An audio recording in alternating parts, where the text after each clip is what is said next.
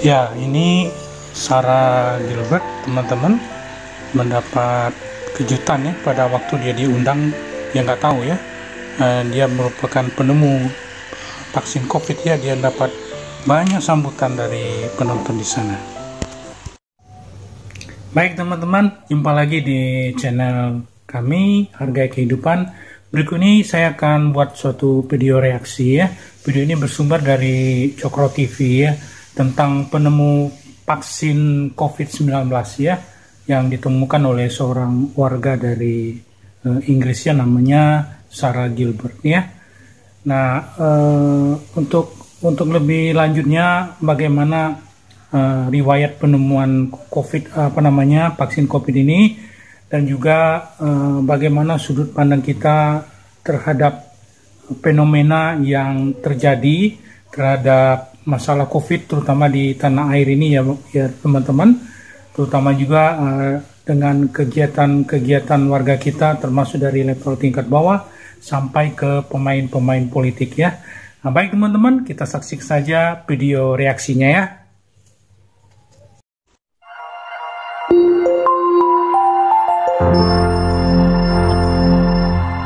Dalam sebuah musibah selalu muncul dua karakter berbeda. Mereka adalah pahlawan dan satunya lagi pecundang.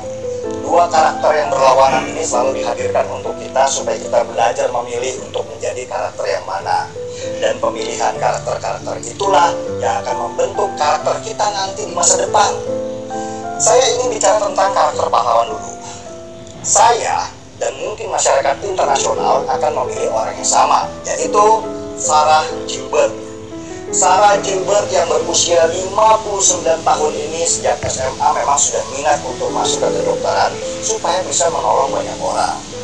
Dia mendapat banyak penghargaan untuk karya penemuannya, tetapi tidak membuatnya selesai di dalam mengembangkan penelitiannya. Dan salah satu karya terbaik Sarah Gilbert adalah waktu dia memfokuskan dirinya pada pengembangan vaksinasi untuk influenza. Ya, jadi Sarah Gilbert ini spesialis ini ya, vaksin untuk influenza ya, obat flu kalau kita bilang ya. Untuk melawan virus, antibodi itu ditemukan dalam sebuah sel. Tapi dia juga meneliti bahwa antibodi ini merangsang untuk melawan virus ya. Darah putih yang memproduksi kekebalan di dalam tubuh. Sesudah beberapa tahun penelitian, Sarah berhasil mengembangkan sebuah vaksin yang merangsang sel T tadi untuk melawan berbagai macam penyakit seperti virus, kanker, sampai malaria. Sejak pertama adanya COVID, Sarah Gilbert aktif untuk menemukan vaksinasinya. Bersama 300 anggota timnya dari Oxford, Sarah selama siang dan malam terus berada di laboratoriumnya supaya bisa berpacu dengan waktu. Dan dalam waktu 4 bulan, mereka kemudian berhasil mengembangkan vaksin untuk melawan virus COVID di dalam tubuh. Nah, yang menarik, anak-anaknya sudah dewasa, ikut mensupport ya, keluarganya juga menunjang ya, rekan-rekannya, anak-anaknya juga menunjangnya, sukarelawan untuk percobaan vaksin itu. Mereka berhasil. Nah, teman-teman, dari pembahasan tadi ya tentang Sarah Gilbert ini penemu vaksin ya, beserta timnya, itu kita patut berbangga ya, dan bisa mengacungkan jempol ya, karena biasanya kalau orang menemukan sesuatu itu mereka punya hak ya.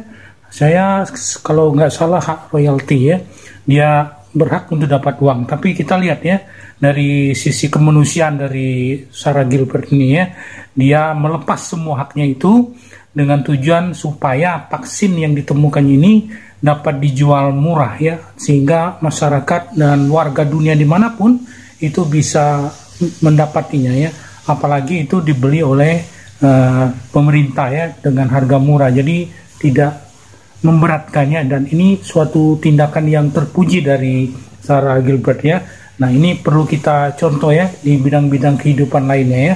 Jadi kalau untuk keperluan atau kebutuhan masyarakat, baik itu suatu negara maupun dunia, itu sebaiknya kita memandang dari sudut sisi kemanusiaannya ya, secara secara utuh ya, secara universal, bukan untuk kepentingan pribadi. Mari kita saksikan lanjutan video reaksinya ya. bersama perusahaan farmasi multinasional AstraZeneca, Sarah kemudian meluncurkan vaksin terbaru yang disetujui oleh pemerintah Inggris untuk digunakan di negara itu. Kalau hanya sekedar menemukan vaksin, mungkin nama Sarah Gilbert nggak seharum sekarang.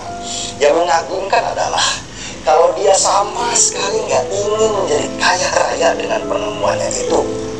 Sarah Gilbert yang bergelar profesor itu melepaskan semua hak paten atas namanya supaya vaksin itu bisa tindakan luar biasa ya teman-teman ya.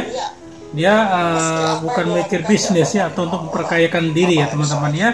Dia cuma memikirkan dari sudut kemanusiaannya. Tapi ada beberapa orang yang ingin dunia mengenal siapa Sarah Gilbert. Penyelenggara pertandingan tenis Wimbledon di Inggris mengundang Sarah untuk datang menyaksikan pertandingan. Pertandingan itu sendiri dihadiri oleh ratusan orang. Ya, kalau di Indonesia ya Sarah Gilbert ini dikerjain ya, diundang, cuman ya mungkin seperti sebagai penonton biasa ya teman-teman ya. Tapi dia nanti akan diberi penghargaan oleh panitia ya. Dan penonton di dalam stadion itu sudah menerapkan herd immunity dengan saling berinteraksi satu sama lainnya. Gak ada tuh ketakutan di antara mereka karena mereka yakin dengan vaksin yang mereka punya mereka bisa menang. Jadi penonton nggak pakai masker teman-teman karena mereka sudah divaksin 2 kali ya. Jadi mereka merasa aman ya. Penyelenggara pertandingan Wimbledon itu pun menempatkan Sarah Gilbert di kursi kehormatan, lalu tanpa sepengetahuan Sarah mengumumkan ke penonton lainnya kalau di antara mereka sekarang ada penemu vaksin yang menyelamatkan mereka semua dan menjadikan pertandingan tenis ini bisa berlangsung tanpa ada ketakutan.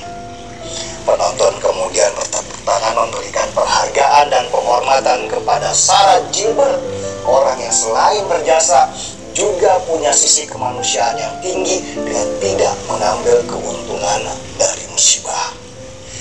Berita itu kemudian mendunia dan orang pun akhirnya kenal siapa Sarah Gilbert tanpa dia harus menunjukkan siapa dirinya dan apa yang dilakukannya. Lihat, Tuhan menunjukkan siapa pahlawan dalam musibah ini dengan caranya supaya kita belajar untuk membumi dan tidak selalu berharap materi atas apapun yang kita lakukan. Itu tadi kisah pahlawan. Tapi seperti biasa, pecundang jauh lebih banyak dari seorang pahlawan.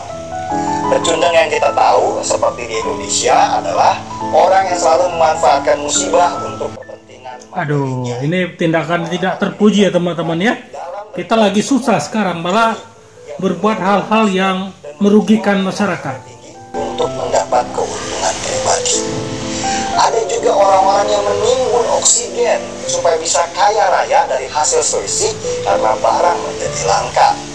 Dan yang biadab lagi, ada oknum farmasi yang malah menggunakan situasi untuk mendapatkan keuntungan dari penjualan alat swab bekas supaya mereka bisa beli rumah berharga miliaran rupiah. Belum lagi ada orang-orang politik dari partai yang setiap pemilu kursinya semakin lama semakin turun drastis. Mereka menggunakan isu untuk menaikkan nama partainya supaya bisa tetap eksis di dunia politik. Cara mereka yaitu dengan terus-menerus mencaci apa yang dilakukan oleh pemerintah tanpa pernah memberikan satupun solusi yang tepat supaya pandemi ini segera berakhir.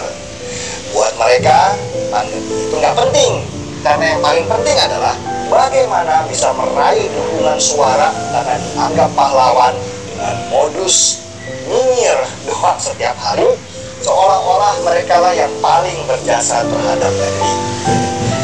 Betapa banyak pecundang di sekeliling kita dan betapa sedikit. Nah teman-teman, kalau kita lihat tadi pembahasan oleh pegiat sosial ya, Bang Denny Siregar ya, bahwa di tempat kita ini ya istilahnya itu pemain-pemain politik ya dari partai politik, sebaiknya ini menurut pendapat pribadi saya di situasi yang sekarang ini, marilah kita melepaskan kepentingan politik ya. Kita bersama-sama dengan pemerintah dalam hal ini Pak Jokowi ya, paling tidak memberikan ide ya, memberikan saran dan masukan yang konstruktif, sehingga masukan itu betul-betul diperlukan oleh masyarakat kita ya. Jadi benar kata Bang Denny ini ya, kita jangan nyinyir doang ya, jangan kritik saja ya, apalagi menyerempet ke hal mencaci maki pemerintah ya. Tidak ada jalan keluarnya, malah itu merugikan partai itu sendiri ya. Jadi masyarakat dan rakyat sekarang sudah cerdas ya, sudah bisa menilai ya kemana misi partai ini ya, apa yang sudah dilakukannya selama ini ya. Dan ini menjadi pelajaran penting bagi kita dan juga sebagai masyarakat ya. Baik teman-teman, mari kita saksikan lanjutannya ya. Pahlawan di sekitar kita. Pecundang itu lahir karena mental mereka memang mental recehan yang menganggap dalam setiap musibah selalu ada yang namanya peluang. Sedangkan seorang pahlawan lahir karena mereka ingin melakukan yang terbaik dalam hidup mereka yang hanya sekali. Seperti kata almarhum penulis Hairil Anwar, hidup sekali berarti lalu mati. Anda pilih yang mana? Mau jadi pahlawan atau pecundang? Kita renungkan sambil